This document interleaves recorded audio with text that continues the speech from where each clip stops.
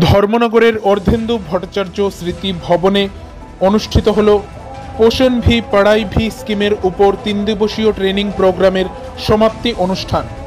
15ই November শুক্রবার বিকেল আনুমানিক 5টা 30 মিনিট নাগাদ একটি সাক্ষাৎকারে 3 দিবসীয় এই ট্রেনিং প্রোগ্রাম সম্পর্কে বিস্তারিতভাবে জানান আইসিডিএস দপ্তরের সুপারভাইজার ত্রিদীপ কুমার দে। উল্লেখ্য, পোষণ ভি পড়াই ভি স্কিমের উপর 3 দিবসীয় এই ট্রেনিং প্রোগ্রামের তৃতীয় দিনে সকল এডব্লিউ ওয়ার্কার্সদের উপস্থিতি ছিল লক্ষণীয়।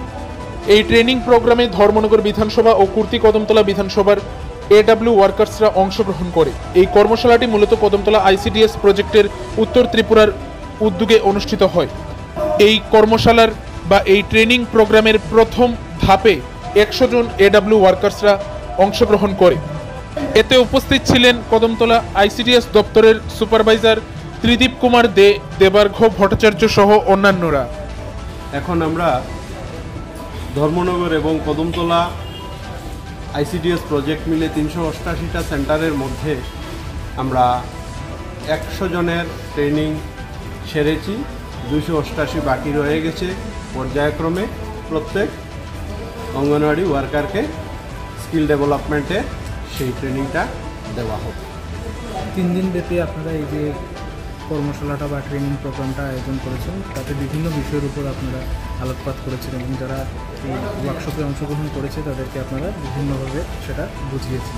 তো আপনারা আগামী দিনে কী মনে করেন যে আপনাদের যে টপিকগুলো নিয়ে আপনারা ডিসকাস করেছেন সেটা আগামী দিনে বাচ্চাদের পঠন পাঠনের ক্ষেত্রে বা শিক্ষা ব্যবস্থার ক্ষেত্রে কতটুকু সেটা কার্যকরী হবে? সেটা বিশেষ গুরুত্ব রেখেছে, কারণ পোষণ ভি পড়াই ভি যে প্রোগ্রামটা গভর্নমেন্ট অফ ইন্ডিয়া WCD কেন্দ্রীয় ওমেন মহিলা ও শিশু উন্নয়ন মন্ত্রক দ্বারা যেটা লঞ্চ হয়েছে 2023 সালের 10 মে। তো সেটা লঞ্চ হওয়ার আগে আজাদি কা অমৃত মহোৎসব চলাকালীন 2022 সালে সেটি প্রোগ্রামের কারিকুলাম তৈরি হয়েছিল এবং সেটা লঞ্চ হয়েছে মে মাসের 10 তারিখ 2023 সালে। সেই তার যে উদ্দেশ্যের মধ্যে প্রথম উদ্দেশ্য ছিল যারা পরিচালনা করবে শিশুদের ECC কারিকুলাম, শিশুদের আর্লি চাইল্ডহুড স্টিমুলেশন, যারা অঙ্গনওয়াড়ি দিদিমণিরা রয়েছেন ওনাদের স্কিল বৃদ্ধি করা।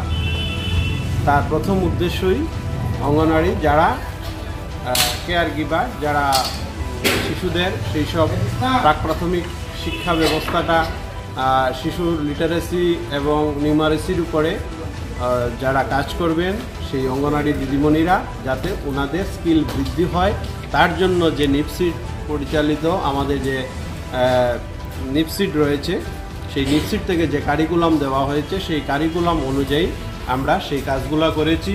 এবং প্রথমে রেজিস্ট্রেশনটাও WCD ওয়েবসাইট অনলাইনে হয়েছে, তারপর প্রি অ্যাসেসমেন্ট টেস্ট হয়েছে তাও অনলাইনের মাধ্যমে, আর এখন শেষ হলে পরে আমরা লাস্ট সেশনে পোস্ট অ্যাসেসমেন্ট টেস্ট নেব, তাহলেই বোঝা যাবে যে কতটুকু স্কিল ডেভেলপ হয়েছে।